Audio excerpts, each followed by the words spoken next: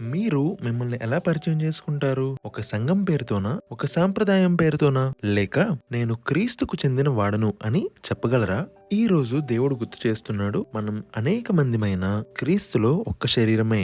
June 19 అలసిన వానికి ఊరడించు మాటలు. బ్రదర్ భక్సింగ్ గారి మినిస్ట్రీ నుండి సేకరించిన డైలీ మెడిటేషన్ సమరీని ఈ రోజు కలిసి ధ్యానిద్దాం. మన ప్రభువైన తండ్రి దేవుని ప్రేమలోను రక్షకుడిని యేసు క్రీస్తు కృపలోను మీ అందరికీ శుభములు. ఈ రోజు వాక్యం కొరింథీయులకు రాసిన మొదటి పత్రిక 12వ అధ్యాయము 12వ వచనము. ఎలాగూ శరీరము ఏకమై ఉన్నను అనేకమైన అవయవములు కలిగి ఉన్నదో అలాగే క్రీస్తు ఉన్నాడు. కొరింథీ సంఘంలోని విశ్వాసులు అనేక గుంపులుగా విడిపోయారు. వారు వేరే వేరే పేర్లతో తామును పిలుచుకునేవారు. అప్పుడు అపోస్తులుడైన పౌలు ఒక ముఖ్యమైన సత్యాన్ని వారికి గుర్తు చేశాడు. శరీరానికి అనేకమైన అవయవాలు ఉన్నప్పటికీ శరీరం మాత్రం ఒక్కటే. అలాగే క్రీస్తు సంఘం కూడా ఒక్కటే. ఈ ధ్యానంలో సహోదరుడు భక్సింగ్ గారు చెప్పిన ఒక అద్భుతమైన అనుభవం ఉంది.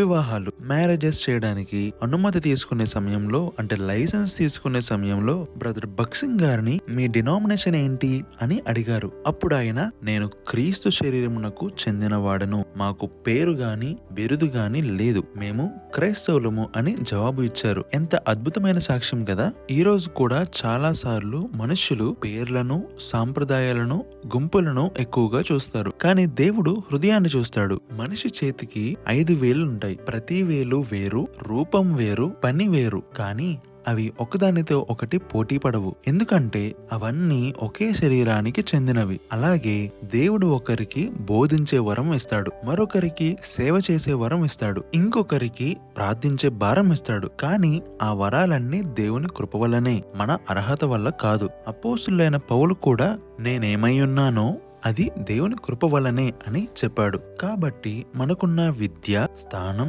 ప్రతిభ, పరిచర్య ఏది మన గొప్పతనం కాదు. అన్నీ దేవుని కృపా బహుమతులే, అన్నీ దేవుని వరాలే.